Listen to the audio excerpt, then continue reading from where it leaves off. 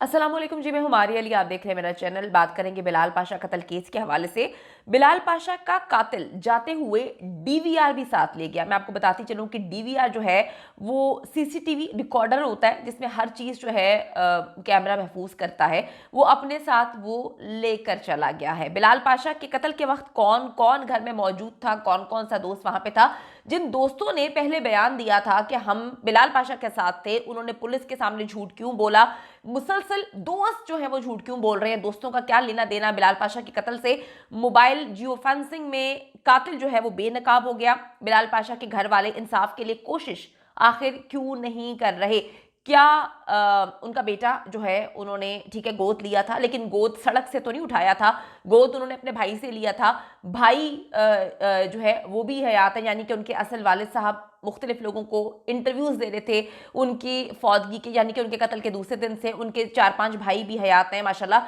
सारी फैमिली होने के बावजूद जो है वो क्यों उनके साथ इतना सुतेला बर्ताव किया गया, भयानक राज आज की वीडियो में जो है बेनकाब करेंगे। बिलाल पाशा को बहुत ही खौफनाक अंदाज में कत्ल किया गया है। यकीन करें कि बिलाल पाशा की कुछ न्यूट्रल लोग भी होते हैं, कुछ लोग ऐसे होते हैं जो किसी शख्स से मोहब्बत करते हैं, प्यार करते हैं, दोस्ती का रिश्ता होता है, उस्ताद का रिश्ता होता है, बहुत एहसान किए हैं, बहुत अच्छा किया हुआ है लोगों के साथ पाशा ने।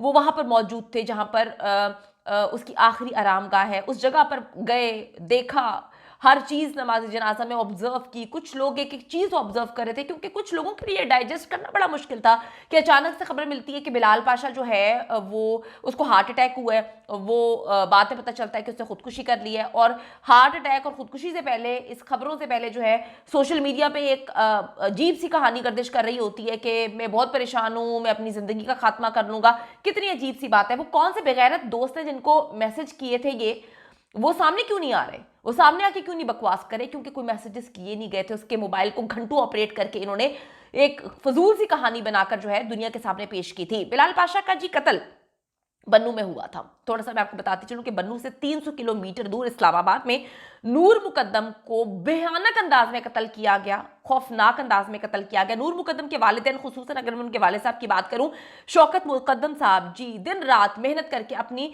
बेटी के कातिल जाहिर जाफर, दरिंदा जाहिर जाफर, जो कि बहुत ही इलीट क्लास से उसका ताल्लुक है, उसकी जो फैमिली है उनके लिंक्स गवर्नमेंट से, उस वक्त की करंट गवर्नमेंट से जो है वो मिलते थे। बहुत ज़्यादा पावरफुल किस्म के लोग थे। और नूर मुकद्दम की फैमिली जो है वो एक ऐसी नॉर्मल फैमिली थी जिनके वालिद साहब जो है वो अभी काम नहीं कर रहे थे। पहले वो जो है डेफिनेटली आप अपने कॉन्टेक्ट्स वगैरह यूज़ कर सकते थे, लेकिन नहीं कर सकते उस टाइम। और बहुत इलीट फैमिली थी, बहुत ताकतवर फैमिली थी, बहुत पैसे वाली फैमिली थी। और ये जाहिर जाफर जो है वो अमेरिकन नेशनल था। दिन रात मेहनत की अपनी बेटी को 2 कोर्ट से, ट्रायल कोर्ट से और हाई कोर्ट से जो है सजाए मौत दिलवाई। मैं सल्यूट पेश करती हूँ नूर मुकद्दम के वालिद साहब को। सर, आपने जो किया, यकीन करें मैं कहती हूँ कि पाशा इस एतबार से बहुत ही बेचारा जो है वो क्या कहूँ मैं, मेरे पास अल्फाज नहीं है।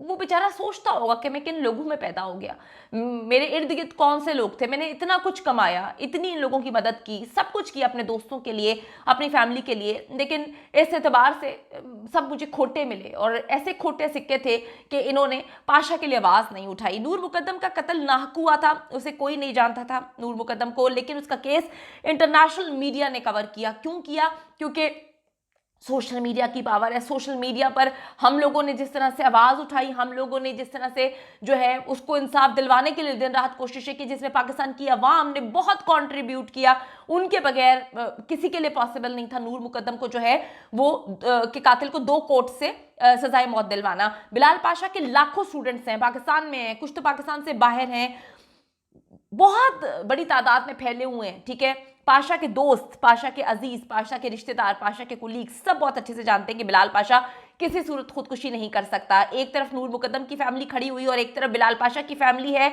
जो इंसाफ के लिए जरा भी कोशिश नहीं कर रही। वो इस वक्त पैसे समेटने में मसरूफ है।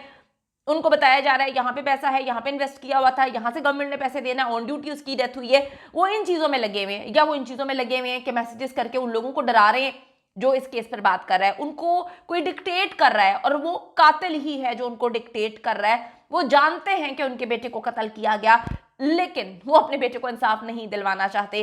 कितना मैं कहती हूँ कि बेचारा ही कहूंगी, पाशा कितना बेचारा था कि उसको इन्होंने गोद लिया। ना लेते गोद, अगर आपके दिल में जरा बराबर भी मोहब्बत नहीं थी, क्या किया आपने उसके साथ? आप लोग जानते हैं कि पाशा को किसने कत्ल किया, लेकिन आप लोगों ने पाशा को जिस तरह से उसकी तदफीन की जल्दी जल्दी, जिस तरह से उसको कॉफन से, ताबूत से निकाला नहीं, जिस तरह से उसको निकाल कर उसकी बॉडी को नहीं देखा कि कहां कहां पर उसको तशद्दुद किया गया है, कहां कहां पर उसको मारा पीटा गया है, कहां पे गोली लगी है। आप लोगों ने पोस्टमार्टम की डिमांड नहीं की। किसकी उंगलियों पे नाच रहे हैं आप लोग? कौन है जो आपको नचा रहा है? एक ये फैमिली है, एक एक नूर मुकद्दम का बाप था, यकीन करें, जिसने अपनी बेटी का सर और धड़ अलग देखा था। वो कैसे खड़ा रहा? वो एक बंदा निकला था और काफिला बना, यहाँ पे काफिला खड़ा इंतजार करता रहा, लेकिन फैमिली जो है उन्होंने अपने बेटे को ऐसे रूप मतलब फरामोश कर दिया। फैमिली की मर्जी के बगैर कोई पाकिस्तान का वकील जो है बिलाल पाशा को इंसाफ नहीं दिलवा सकता। पाकिस्तान का इतना बड़ा वकील जो है बिलाल पाशा को इंसाफ दिलवाने के लिए खुद राब्ता करता है इनसे, लेकिन वो कहते हैं कि हमें इंसाफ नहीं चाहिए, हमारा बेटा ठीक है था, मर गया, हमें कोई लेना देना नहीं है, हमने तो ताबूत खोलकर उसको आखिरी बार प्यार नहीं किया, उसमें आखिरी बार फूलों की चादर नहीं चढ़ाई, हमने कहा भाई जल्दी से भाई इसको दफन कर दो। कितना फर्क होता है यार, कितना फर्क होता है।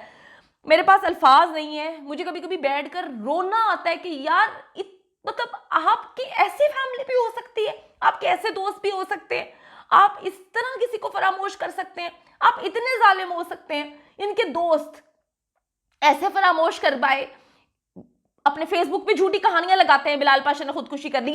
रीजन देना, कोई आज तक ये साबित नहीं कर पाया, कोई एक लाइन नहीं बता पाया कि पाशा ने किसी को बोला हो कि मैं खुदकुशी करना चाहता हूं। एक कामयाब शख्स 30 साल की उम्र में सब कुछ उसके पास था, हर चीज उसके पास थी, वो खुदकुशी क्यों करेगा? ये कभी साबित नहीं कर पाए।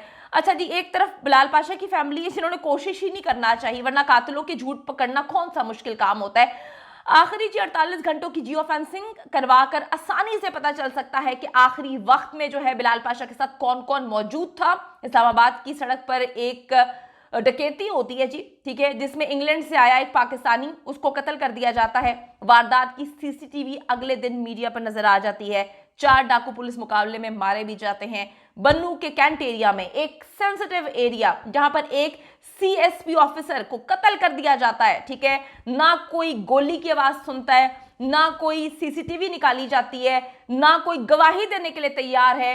क्या वो हॉन्टेड हाउस में रहता था कि वहां पे जिन भूत आए? और ये जिन भूतों की कहानियां बड़ी सुनाई जाती हैं कातिलों की जानिब से, जिन भूत आए और मारकर उसको चले गए, यानी कि एक जीते जागते इंसान को जिन भूतों ने मार दिया।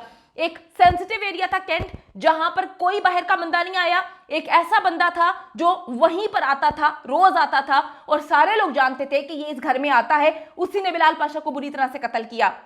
लगता है कि जी कत्ल करने के बाद जाते हुए ये कातिल जो है बहुत सारी चीजें अपने साथ लेकर गया। उसने पूरी डेफिनेटली गेम्स खेली है, डीवीआर भी अपने साथ ले गया है, कुछ नहीं मिला। और फिर जाते हैं इनके अपने अंदर, जाके कहते हैं, मीडिया को झूठी खबर देते हैं कि बिलाल पाशा को हार्ट अटैक हो गया। ये कैसा हार्ट अटैक था कि खून में लथपथ लाश पड़ी हुई है, बिलाल पाशा की बंदूक अंदर रखी हुई है। उसके बाद जी ये एक ऐसा कत्ल, ऐसा हार्ट अटैक हुआ जिसमें गोली लगी है, और उसने पहले अपनी आंखों को ईंटें मार मार के आंखों के नीचे जो है वो नील डाले हैं। फिर जी कहानी सुनाई जाती है कि नहीं ये खुदकुशी है, खुदकुशी के बारे में कुछ नहीं बताया जाता। फिर एक झूठी कहानी सुनाई जाती है उनके डिपार्टमेंट में, उनकी फैमिली को, बिलाल पाशा बहुत मनशियात का इस्तेमाल करता था, वो ओवरडोज उसने किया, और ओवरडोज जब वो हुआ तो उसको पता ही नहीं चला, वो ज़ूम्बी बन गया। उसने पकड़ के गोलियां अपनी आंखों के नीचे उल्टे हाथ से चला ली, सीधे हाथ से चला ली, पता नहीं क्या कुछ उसने कर दिया, लेकिन फिर भी आवाज किसी को नहीं जाती। उसको इन्होंने क्या कुछ नहीं बनाया, उसको जानी बनाने की कोशिश की, उसको ओवरडोज जो है मनशियात का इस्तेमाल करने वाला बनाने की कोशिश की, हर चीज कर ली, लेकिन फैमिली नहीं बोली कि हमारा बेटा तो कुछ भी ऐसा नहीं करता था। फैमिली को जो कहा वो चुप करके बैठ गए। वो तो अपने बेटे की लाश को लेने नहीं गए। आपका बच्चा अचानक मर जाए, लोगों को नजर आना बंद हो जाता है, लेकिन वो बन्नू नहीं गए। वहां पे उनके बेटे को जो है गुसल भी दे दिया जाता है, ताबूत में लाया जाता है, कोई ये नहीं पूछता ताबूत में क्यों लेकर आए हैं।